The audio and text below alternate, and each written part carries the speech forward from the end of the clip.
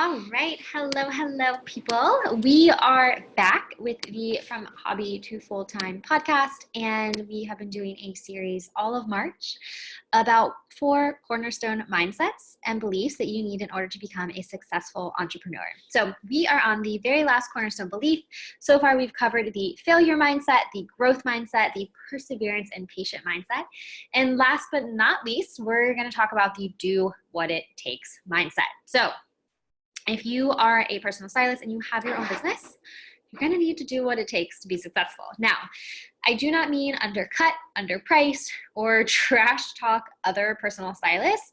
What I do mean is you take your business very, very seriously. So a lot of times people will call their business a side hustle, and there's nothing wrong with that. I reference that kind of a lot throughout this, but sometimes side hustles are not taken as seriously as businesses, or sometimes you don't put in structures that are going to help you run your business, like keeping track of your finances or paying taxes or really thinking through, like knowing your numbers. Think about your business as like the next Fortune 500 company, or like Fortune 100, whatever is like the better one. Or think about like, what would Sarah Blakely, the founder and CEO of Spanx, do with her business? She is like one of the funniest, goofiest people that I follow on Instagram. But she's also a really smart businesswoman, and she takes her business seriously, right? And I like her as an example in this because she did what it took, right? I remember her talking about her story of like selling faxes door to door and, like not giving up when like men laughed at her and she was trying to get manufacturers for this like undergarment. And they said, women don't need that, but she knew that women did. And now she's literally a billionaire. So she did what it took, and that means you're going to have to get serious. So when I say that, and once again, I'm going to reference Marie Forleo. She has now been in all 4 episodes. But one of the things she says in this book, and I want to read it because it's like amazing, is that she has a whole chapter on eliminating excuses, right? And this is kind of what I mean by doing what it takes. One of the things she says that nothing changes if nothing changes. Be bold, break your patterns. Step away from societal norms that suffocate your life. With a few tweaks, you'll see how much more free time there really is. So, and the thing she's basically talking about is that get rid of social media. Stop answering your emails. Stop watching your TV. Stop scrolling on Instagram, right? You may need to work some late nights. You may need to work some early mornings, especially if you have a full-time job or a part-time job and you have a family. You may need to take on part-time work to fund your dream.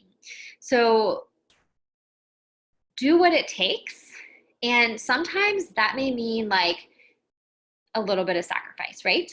So I will say that I am not into hustling. I'm not into the whole like sleep is for when you're dead mindset, right? Because I need 9 hours of sleep or I am worthless.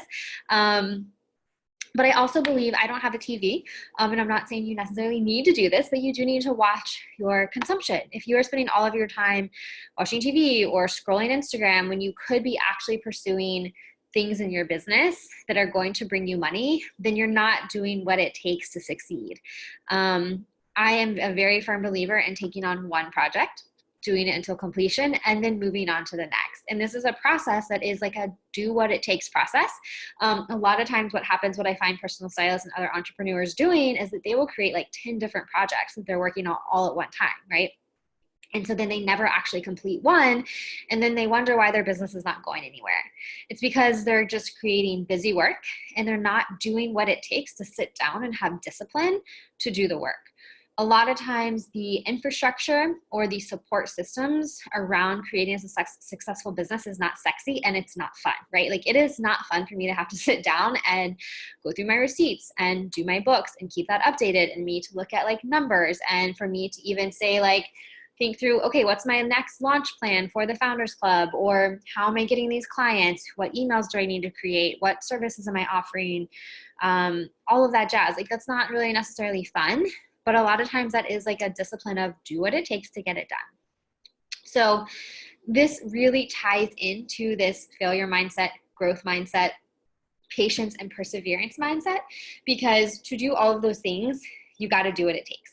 And for a lot of people, it does mean significant sacrifices, or can mean significant sacrifices to get where they want to go.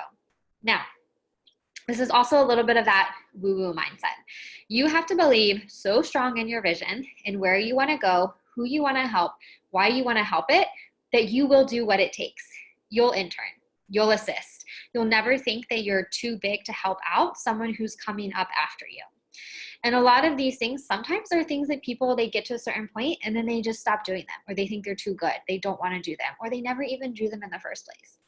And a lot of times you have to have a vision that's so big that it seems crazy or outrageous and people doubt you, right? But if you have figured out your why, if you know what it is you want to do, then you can figure it out. And all of this has to do with your mindset and the way you think about your business and your vision. So I want to talk about overall how to create and cultivate a killer mindset, because this is like your best strategy. This is your best weapon, right? You can throw money all day long at a problem, and that may solve it temporarily, but it's not going to solve it in the long term. So having more money, having more clients doesn't necessarily mean you have a good business or that you're going to be successful. I put this out on LinkedIn because that's, I think, where some of like the smart businessy people hang out. And I asked them, how do you cultivate like a killer mindset? What are your go-tos and what are your practices? And I want to share those with you so that you can start to integrate them into your own routine, or you can start to use them and experiment with them and see how it affects your mindset. So my friend Paul Casimus, he says, having a mindset routine, one that aligns and reinforces your core beliefs and grants you time to focus internally, like meditation, is key. He said he did a perfect day exercise, which is now part of his mindset routine and has been amazing in how I show up every day. So this is going to be a reoccurring theme, and I'm going to dive a little bit deeper into that in a second. But I love this idea of a mindset routine, right? Having a routine where you meditate or you think about your day and how you want it to play out, and doing that every day.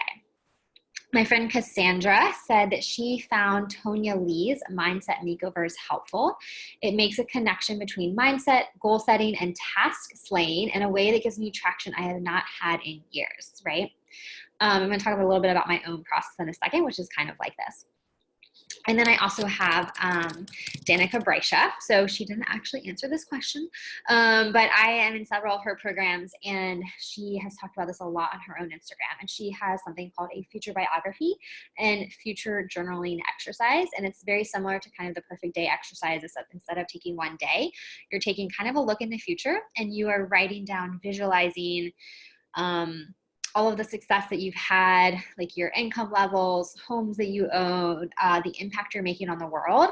And it puts that into a very positive visualization future place so that you can then focus your tasks on a daily basis to kind of the small little steps that eventually snowball and help point you off into that direction that you visualized. So these are all amazing, amazing things to cultivate a killer mindset. And I want to tell you a little bit about some of the things that I do, practices that I've done over the years that go into this and that are really, really helpful. And I think you may be able to pick and choose what works for you, right? So in my own kind of mindset journey, I've tried a lot of things, I've tweaked them, I've done them a little bit differently. And here are a few things that I really love to do. So one is a gratitude practice. We talked about this last episode, but it really does help me ground and think about the small little things that I'm just so grateful for every day. I do a daily meditation. Right now I do 3 minutes, and it's literally my alarm goes off, I snooze a couple times, and then I get up, I sit on the floor, I use a free app called Insight Timer. I turn that on for 3 minutes, and I kind of just sit still, close my eyes, I breathe, I think of the things I'm grateful for, and I think through what success in my day looks like, and I think through the top 5% activities that I need to get done. So when I talk about 5% activities, and I talk about this all of the time in the Founders Club, these are activities that are going to move the business forward. They are part of your 90-day projects that you need to get done to really do these projects, put them to bed, move on to the next. So for example, today, my top 5% activities are finish my bookkeeping, business and personal, and send that to my accountant, record these podcast episodes. So I've actually recorded all of March's podcasts in one go, and what's my third one? Oh yeah, the Founders Club doors are open. So by the time you listen to this, they're actually gonna be closed. But also think through and talk about launching and say, I'm gonna do an Instagram Live and what questions do people have and get people excited about it. The doors are open and they can join this awesome community. Those 3 activities help me, one, do projects I need to do like taxes and bookkeeping and get it out of the way so I don't have to think about it again. Do these podcasts for all of March so that I'm done. I've time blocked that. And then 3, talk about the Founders Club because that's how I make money, right? And so whatever those 5% activities are to you, those things are supported by my mindset routine of meditation and gratitude. And I also do the future biography exercise. And I kind of think through what does my business look like when I've achieved my why? With all of the people I can impact, what can I do? With the money that's flowing into my business, who can I hire? Who can I help support? And how can those people help support my stylists and make this community even bigger and better? So those are my ways that I cultivate a killer mindset, because mindset is your most powerful tool for being a successful entrepreneur and personal stylist and owning your own business. So I would love to hear from you. If you have mindset routines that you want to share, I want to hear from you and I want to reshare them. So please let me know what it is that you do on a daily basis that really helps your mindset. All right, guys, that is a wrap on this series. I'm skipping over listener cues and star reviews today because I've been, like I said, talking for an hour and a half recording these videos, recording these podcasts for you. But I will have those back. As always, you can ask me questions on Instagram at Chic Stripes. Find all of the podcasts and the show notes at chicstripes.com/podcasts. And then come hang out on Insta Stories. It's really fun. And you get a little sneak peek into my life in my studio apartment in the city of Richmond, Virginia, with my 2 cats, and then all of my outdoors rock climbing adventures, because that's just really fun and I like to do it. So that is it. If you have ideas for more series or more questions or more topics you want me to cover on this podcast, please let me know. And I will get those here to you quick like so that you can establish your why, so you can create your personal styling business so that you can rewrite and have your own definition of success. So, okay, peace out. See y'all later.